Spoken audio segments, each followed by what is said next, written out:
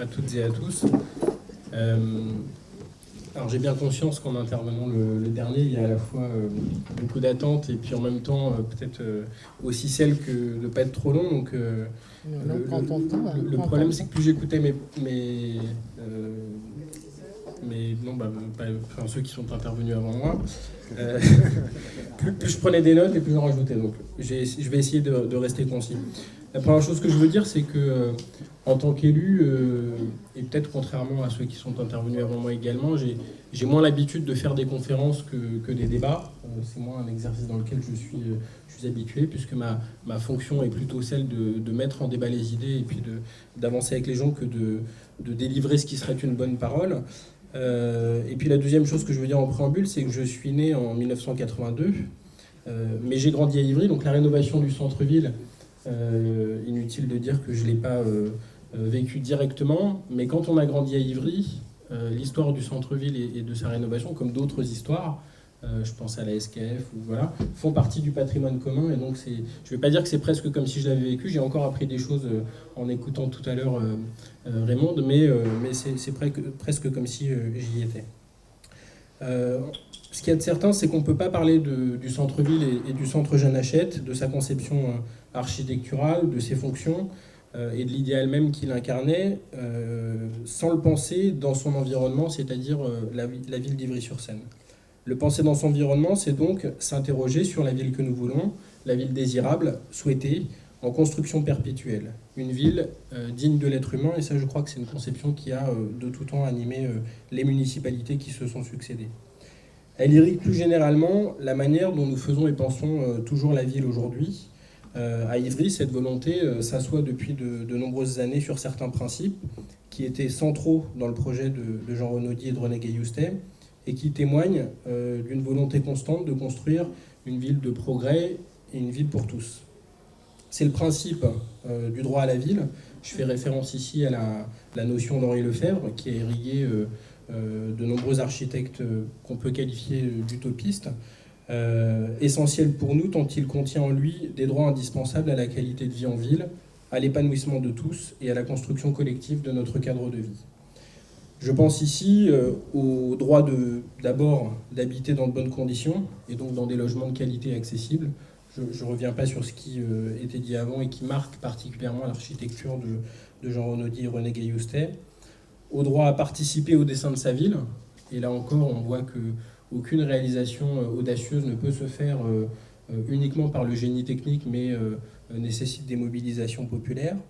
Ou encore au droit à vivre l'espace public et à se l'approprier. Les cheminements piétons, extrêmement nombreux à Ivry et centraux dans la conception de Jeanne Hachette, sont un exemple emblématique de l'application de ce droit. C'est ensuite le principe de la mixité fonctionnelle, c'est-à-dire une ville dans laquelle on peut non seulement habiter, mais trouver un emploi, avoir des loisirs, s'éduquer, se déplacer. Cette mixité fonctionnelle qu'a cherché à incarner le centre-ville et en particulier Jeanne Hachette, avec effectivement un certain nombre de difficultés qu'on connaît aujourd'hui et sur lesquelles je reviendrai, mais qui donc concerne l'implantation de commerces, d'activités productives, et qui est aujourd'hui, c'était déjà posé à l'époque, mais qui est aujourd'hui encore dans une ville soumise à des tensions spéculatives comme les nôtres, des questions qui nous sont posées. C'est enfin le principe de l'innovation architecturale et de la qualité de l'habitat, y compris et surtout de l'habitat social, qui donne tout son sens à la notion d'habiter et qui a, comme toute démarche innovante, ses promoteurs et ses détracteurs. Encore aujourd'hui, et si l'architecture dont on parle aujourd'hui a fait débat au moment où elle a été construite, je peux témoigner du fait qu'elle fait encore débat aujourd'hui. Je fais moi plusieurs fois dans l'année des visites de la ville avec des habitants anciens et nouveaux, et je peux dire qu'à chaque fois, cette architecture provoque encore du débat. Mais il y a un élément objectif qu'on peut donner, c'est que les logements dont on parle, en tout cas pour les logements sociaux, sont ceux qui sont les plus appréciés et sont ceux qui tournent le moins dans le patrimoine social de la ville. Donc c'est bien la preuve que quand on parle de qualité de l'habitat, les locataires continuent eux-mêmes d'apprécier et de plébisciter la qualité de ces logements. Renaudie et Gailloustet, c'était aussi la marque, et à travers tout ça, d'une architecture engagée qui a trouvé à Ivry, à partir des années 60, une terre d'accueil aujourd'hui reconnue. Et je crois d'ailleurs que le nombre d'architectes qui aujourd'hui résident professionnellement ou personnellement, de par leur logement dans notre ville, n'est pas étranger à cette histoire dont on peut être fier. Je pense ici donc évidemment au centre Jeanne Hachette et autour du centre-ville, mais aussi autour EDF de l'atelier de Montrouge et à un certain nombre d'autres réalisations dans la ville qui témoignent non seulement de l'audace architecturale, mais aussi, et c'est sans doute le plus important, d'une véritable réflexion politique, sociale, géographique sur la ville, son fonctionnement, sa façon de l'habiter, de la vivre au quotidien. Et c'est peut-être ce qu'on peut regretter aussi dans les mouvements aujourd'hui de notre société, ce manque parfois. Alors Raymond a interrogé les politiques et je pense qu'il faut nous interroger. Mais moi, en tant que politique, j'ai envie aussi d'interroger les techniciens, les urbanistes, les architectes, les promoteurs, les aménageurs, les financeurs, dans quelle est l'audace d'aujourd'hui dans la manière de concevoir la ville, parce que évidemment tout le monde est concerné et tout le monde est convoqué quand on parle de cette question-là. Ces réalisations donc témoignaient d'une volonté forte de mettre l'humain au cœur du système urbain, et les architectes, comme je l'ai dit, ont là-dedans un rôle essentiel. C'est aujourd'hui, pour tracer un peu le fil avec le présent, c'est un engagement que nous cherchons à perpétuer dans les projets que nous portons actuellement, afin de tracer les continuités entre cette histoire d'innovation architecturale et urbaine et les projets que nous portons aujourd'hui au service des habitants de notre ville. Ces liens, quels sont-ils ? C'est d'abord la volonté de maîtriser les projets. Et moi, je suis très frappé quand j'entends l'histoire du contexte et de ce qui a présidé à la rénovation du centre-ville. Et quand je vois les débats que nous vivons aujourd'hui sur un certain nombre de projets, je suis très frappé d'un certain nombre de similitudes. Jean-Pierre Merlot a décrit tout à l'heure le contexte qui a précédé la rénovation du centre-ville de centralisation et de reprise en main de l'État d'un certain nombre de mise en place d'un certain nombre d'outils. C'est exactement le même contexte qui a précédé la mise en route du projet Ivry Confluence, avec la création de l'opération d'intérêt national, tout ce qui a précédé la mise en place aujourd'hui de la métropole du Grand Paris, et donc beaucoup de similitudes. Des similitudes aussi dans les traditions de lutte, qui sont celles de notre ville, dans les enjeux sur les outils. On a parlé de la CEMI tout à l'heure. La question des outils qu'on utilise dans nos opérations d'aménagement, et pour parler d'Ivry Confluence, l'aménageur, la SEM départementale qui est la SADEV, ça a été aussi un combat de savoir sur quel outil nous allions pouvoir compter pour mener ce projet d'aménagement. Les enjeux du relogement, très important dans le centre-ville et également très important sur Ivry Confluence. Enjeux de financement évidemment. Quand j'entends parler de surface non financée, c'est le cas aujourd'hui encore dans beaucoup de projets, de financement bloqué par l'État, etc. Et puis, je terminerai là-dessus, d'enjeux liés au débat que provoque tout projet urbain d'une certaine ampleur et d'une certaine ambition. Et je crois que ça, c'est une caractéristique qu'il ne faut pas négliger. Moi, j'ai souvent l'habitude de dire, aujourd'hui, le centre-ville, même s'il y a encore, on peut le dire, beaucoup de débats, et je vais y venir après sur Jeanne Hachette, fait partie du patrimoine de notre ville. Et donc, tout ce que je peux souhaiter, moi, au projet que nous conduisons aujourd'hui, avec évidemment toute l'humilité qu'est la nôtre, c'est que demain, elle puisse être aussi le patrimoine de notre ville et qu'on puisse... alors peut-être on ne fera pas de festival pour la célébrer, mais en tout cas, on s'inscrit dans cette idée, voilà, de prolonger cette histoire dont nous sommes riches et fiers. Alors pour en venir à Jeanne Hachette, j'essaye de remettre mes pages dans l'ordre. Au-delà des nombreuses qualités qu'on a évoquées, il est effectivement confronté aujourd'hui à des difficultés, pour être honnête, nous n'avons aujourd'hui pas su résoudre. Difficultés liées au maintien d'une activité commerciale, voilà, sur lequel je ne m'étendrai pas, mais je pense que chacun a conscience que la question des activités commerciales est aujourd'hui posée dans beaucoup de centres urbains, en lien avec le changement de pratique commerciale des habitants de nos villes, en lien aussi avec la paupérisation et la perte de pouvoir d'achat des habitants. Difficultés liées à la sécurité et à la mal-utilisation d'un certain nombre d'espaces publics. Et c'est sûr que dans des projets où il y a beaucoup d'espaces publics, eh bien, forcément, ces mal-utilisations se développent.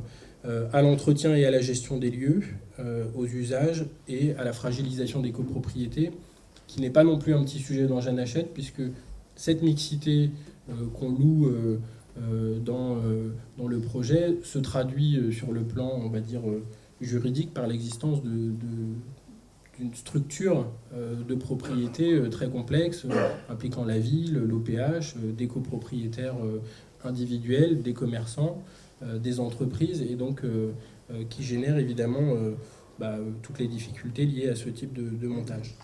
Il en va plus généralement pour les difficultés du centre-ville, dont les difficultés ne sont pas liées, je veux le dire, à un désintérêt ou un délaissement de la part de la municipalité, mais bien d'abord à une absence une difficulté de tout maîtriser.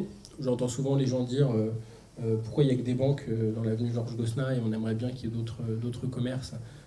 C'est vrai, mais c'est vrai aussi que c'est pas la municipalité qui décide de l'implantation de tel ou tel commerce à tel endroit, mais aussi, il faut le dire pour être tout à fait honnête, à l'incapacité financière aujourd'hui de la municipalité à assumer le rythme de réhabilitation qui serait nécessaire. C'est vrai pour Jeanne Hachette et pour un certain nombre de bâtiments liés à la rénovation du centre-ville, mais c'est vrai aussi pour d'autres cités dans la ville. Je pense à la cité, à l'extension Truyot, qui est derrière la cité Gagarine. C'est vrai pour la cité Maurice Thorez. C'est vrai pour d'autres endroits dans la ville.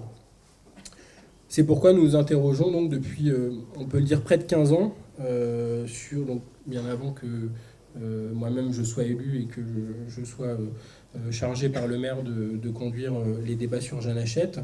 Nous interrogeons sur la meilleure façon de redonner à ce lieu, à ce patrimoine, une seconde vie, sans en dénaturer le concept et les qualités, en valorisant au mieux son architecture innovante, et évidemment en s'inscrivant, on disait en introduction tout à l'heure, la tête dans les étoiles et les pieds dans la réalité, dans un projet qui trouve sa faisabilité. Il y a eu, si je peux résumer comme ça pour ne pas être trop long, il y a eu 3 grandes périodes, si je puis dire, dans les réflexions de la municipalité sur le devenir de Jeanne Hachette à partir du moment où on a constaté les difficultés. La première période, ça a été la tentative d'une redynamisation commerciale avec l'idée qu'il fallait peut-être repenser un petit peu l'organisation du centre et qu'on pourrait, avec des efforts, y faire revenir les commerces qui en ont fait sa vitalité. Et je crois pouvoir dire que cette tentative-là a échoué et toutes les études que nous avons menées ont confirmé, pour tout un tas de raisons, qu'on ne retrouverait pas à Jeanne Hachette la vitalité commerciale qui a été celle de ses débuts. Il y a eu une deuxième période où on a réorienté, je dirais presque à 180 nos réflexions, 180 degrés nos réflexions, avec l'idée d'y regrouper l'ensemble des services municipaux qui sont aujourd'hui éclatés un peu partout dans la ville, et notamment dans le centre-ville. C'est en fait la conjonction de ces deux projets. Il y avait ce projet de centre administratif, il y avait ce projet Jeanne Hachette sur lequel on patinait un petit peu, et donc à un moment donné, les deux se sont rencontrés. Dans une démarche qui, je crois, qui j'en suis certain, a suscité beaucoup d'émotions, et puis il faut le dire tranquillement, une véritable opposition chez un certain nombre d'habitants et d'usagers du centre, pour la principale raison, de mon point de vue, qu'elle tournait le dos à tout ce qu'on a dit depuis tout à l'heure, c'est-à-dire le principe d'ouverture et de mixité qui est intrinsèque à celui de Jeanne Hachette. Et donc depuis 2014, et ça a été un des engagements, je dirais, principaux je vois Chantal Duchesne qui sourit, un de nos points de discussion principaux, mais un des engagements majeurs de la nouvelle municipalité, Nous avons donc relancé un processus de construction collective impliquant les habitants et les usagers du centre autour finalement de ces trois idées, retrouver un projet qui soit à la fois qui respecte les principes d'origine de Jeanne Hachette, d'ouverture et de mixité, un projet qui soit construit collectivement et partagé, et puis un projet qui trouve sa réalité et qui soit évidemment réalisable financièrement pour la municipalité et pour l'ensemble des acteurs qui y interviendront. Je dis ça pour dire que si vous attendez de moi aujourd'hui que je vous livre quel est ce projet, vous serez déçus puisque nous avons relancé depuis un an ce collectif de concertation. Il se réunit régulièrement, il travaille. Et donc, je crois que d'ailleurs, je vois certains participants dans la salle, ils seraient un peu embêtés que je donne les réponses avant même que nous les ayons construites ensemble. Ceci étant, nous travaillons donc depuis un an. On a décidé, sur proposition d'ailleurs des membres du collectif de concertation, d'engager une démarche d'études sociologiques sur les usages du centre. Là aussi, peut-être pour repartir un petit peu de ce qu'était l'originalité de ce centre, c'est-à-dire de se préoccuper d'abord des usages et de la qualité d'usage avant de se préoccuper de ce qui contient ces usages, le contenu avant le contenant, si je puis le dire comme ça. Et donc, le travail est en cours. Les enjeux sont complexes et très imbriqués les uns aux autres. Comment redonner vie à ce centre en retrouvant ses principes fondateurs de mixité, de circulation d'espace public? On a beaucoup de débats entre nous sur quelles sont les circulations qui doivent être renforcées. Est-ce qu'on peut conserver toutes les circulations qui étaient celles d'origine? Est-ce qu'il faut en reconstituer de nouvelles? Comment le penser dans la continuité du centre-ville? C'est-à-dire, on travaille sur Jeanne Hachette, mais comment en travaillant sur Jeanne Hachette, on peut aussi travailler sur l'ensemble du centre-ville? Ah bah oui, il en fait partie. Hein. Comment faire coexister les différentes fonctions et les différents usages aujourd'hui? Et enfin, comment renouveler, valoriser ce patrimoine en cohérence avec notre époque, alors qu'on voit bien qu'il continue de cristalliser à la fois des difficultés, et les habitants du centre Jeanne Hachette en particulier vivent ces difficultés très difficilement au quotidien, et en même temps il est source de fierté et il irrigue dans notre ville, il fait venir des étudiants du monde entier. Donc voilà comment à la fois s'appuyer sur l'ensemble de ce qui pourrait apparaître comme des contradictions. Je ne serai pas plus long, simplement peut-être pour conclure et répondre à la question qui était posée dans le titre de la conférence avant de laisser la parole. D'où viennent les étoiles? On en a eu un aperçu assez large dans les interventions précédentes. Où vont-elles? C'est en cours de construction et je vois beaucoup d'Ivriens dans la salle. Toutes celles et tous ceux qui sont intéressés pour participer à la construction de cet avenir, nos collectifs de travail sont ouverts et gagneront à s'enrichir de toutes les bonnes volontés et de toutes les intelligences. Et je finirai par une question, cette fois-ci, un peu provocatrice, parce que je pense, comme le disait Raymond tout à l'heure, que l'histoire et le patrimoine n'ont d'intérêt que s'ils servent à réinterroger l'avenir et en permanence à réinventer notre présent et notre avenir. Quelles sont aujourd'hui les nouvelles étoiles? On a ce patrimoine qui est fabuleux. Qu'est-ce qu'on va faire de ce patrimoine? Mais qu'est-ce qu'on va faire ailleurs dans la ville? Qu'est-ce qu'on va faire de notre ville pour que, je le disais tout à l'heure, on puisse concevoir de nouvelles étoiles qui soient demain la fierté et le patrimoine des générations qui nous suivront. Merci.